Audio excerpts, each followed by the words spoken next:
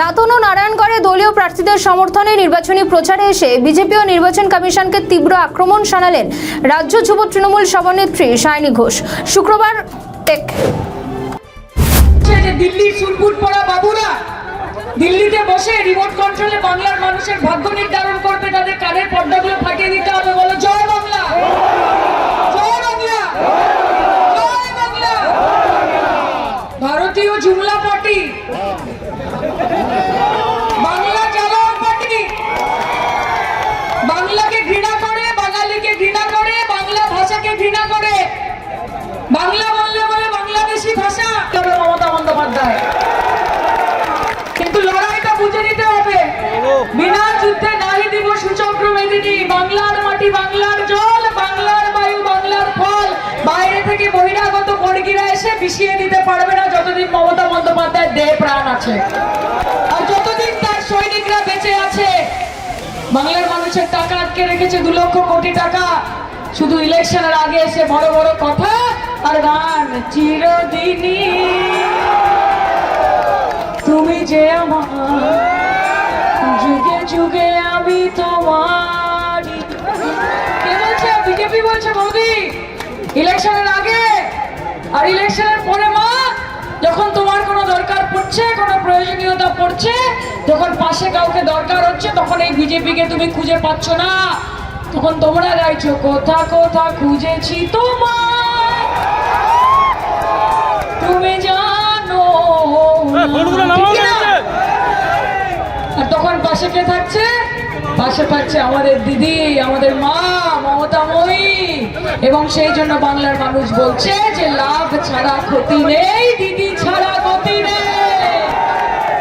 তাই বলি সব রকমের শক্তি প্রয়োগ করা হয়ে গেছে, সব রকমের বল প্রয়োগ করা হয়ে গেছে। আজকে অব্দি কলকাতায় আমাদের বিধায়কের বাড়িতে ইডি আর আইটি ছাপা মারছে, ভাবছে যেন তেন প্রকারের ভেদ সবকিছু নিয়ে মমতা ব্যানার্জিকে হারাতে হবে। এত কিসের সাহস? একটা 5 ফুট হাইটের মহিলা, 70 বছর বয়স, তার এত অহংকার, এত ক্ষমতা, এত গাজর যে সে বিজেপিকে 365 দিন 365 রকম ভাবে নাকে দড়ি দিয়ে ঘোরাচ্ছে। এই জন্য রাগ। তাও বলি ইডি ব্যবহার করে নিয়েছো, সিবিআই ব্যবহার করে নিয়েছো, আইটি ব্যবহার করে নিয়েছো, ইলেকশন কমিশন ব্যবহার করে নিয়েছো, সবাই সংঘবদ্ধ হয়েছে আমাদের দিদির ভেতরে। তার মধ্যে জেনে রাখবে যে তোমার আছে কোটি কোটি টাকা, কারি কারি ক্ষমতা, তোমার আছে কোটি কোটি টাকা, কারি কারি ক্ষমতা, আর আমার আছে হাওয়াই চটি সাদা শাড়ি, একটাই মমতা। খেলা হবে, খেলা হবে, খেলা হবে। লড়েন তো, জিতবেন তো। মমতা বন্দ্যোপাধ্যায়, তৃণমূল কংগ্রেস এবং বাংলা বাঙালির অভিধানে, তাদের ডিকশনারিতে হার বলে কোনো শব্দ নেই, শুধু জেতা বলে একটা শব্দ আছে। আর আমরা এখানে ভেদাভেদের রাজনীতি করতে আসিনি, ধর্মের রাজনীতি করতে আসিনি, মেরুকরণের রাজনীতি করতে আসিনি। আমরা বলি যে তু হিন্দু বনেগা না মুসলমান বনেগা, ইনসান কি औलाद है ইনসান বনেগা। মানুষের মতো মানুষ হবে, মানুষের জন্য কাজ করবে। আর Trinamool Congress, TMC, T for temple মানে মন্দির, এম ফর মস্ক মানে মসজিদ, আর সি ফর চার্চ মানে গির্জা। মন্দির, মসজিদ, গির্জা সকলকে নিয়ে তৃণমূল কংগ্রেস আগামী দিন পথ চলবে, সারা জীবন চলেছে। মেরুকরণের রাজনীতি করবে না, উন্নয়নের রাজনীতি করবে। আর এই উন্নয়ন সোনার বঙ্গাল বানানোর উন্নয়ন নয়, সোনার বঙ্গাল নয়, সোনার বাংলা, নব বাংলা। মমতাদির হাত ধরে বিশ্ব বাংলা তৈরি হবে এই বাংলা। তার জন্য বাংলার মানুষের আশীর্বাদ যথেষ্ট। তাই বলি, যারা বলছেন যে মমতা বন্দ্যোপাধ্যায় ধর্মের বীজ বপন করেছে, তাদের একটা কথা বলতে চাই যে কান খুলে শুনে রেখো, कि उनसे ना पूछ के उनका कारोबार क्या है, कि उनसे ना पूछ के उनका कारोबार क्या है, नफरत के बाजार में मोहब्बत की दुकान लगाई है। আর তার নাম আমাদের দিদি। কাজে দিদি থাকলে আমরা থাকবো, দিদি থাকলে বাংলা, বাঙালি, বাংলা ভাষার, বাংলার মাটির ঐতিহ্য বেঁচে থাকবে, মর্যাদা বেঁচে থাকবে।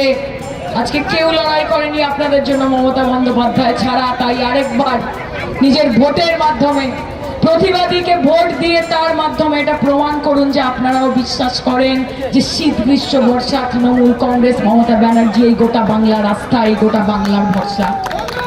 আমরা জেতা ছাড়া কোনো বিকল্প জানি না। এবার আপনাদের একটা কথা দিয়ে গেলাম বন্ধু, একটা কথা দিয়ে গেলাম, এইবার যদি বিজেপির জামানত বাজেয়াপ্ত করতে পারেন, প্রত্যেকবারের মতো আগামী 25 বছর এই ভারতীয় জনতা পার্টির ক্ষমতা হবে না বাংলার দিকে চোখ তুলে তাকানোর, ক্ষমতা হবে না। কাজে अब की बार यमुना पार भेजेंगे, अब की बार यमुना पार भेजेंगे। दिल्ली का लड्डू खाया है आपने बीजेपी, और इस बार कोलकाता का मिष्टी दही और रसगुल्ला और राजभोग खिला के वापस भेजेंगे आपको। তাহলে খেলা হবে, খেলা হবে। আমাদের ভিডিও ভালো লাগলে লাইক ও শেয়ার করুন, কমেন্ট সেকশনে আপনাদের মতামত জানান। আরও ভিডিও পেতে আমাদের চ্যানেলটিকে সাবস্ক্রাইব করুন এবং প্রতি মুহূর্তে খবরের আপডেট পেতে প্রেস করুন বেল আইকন।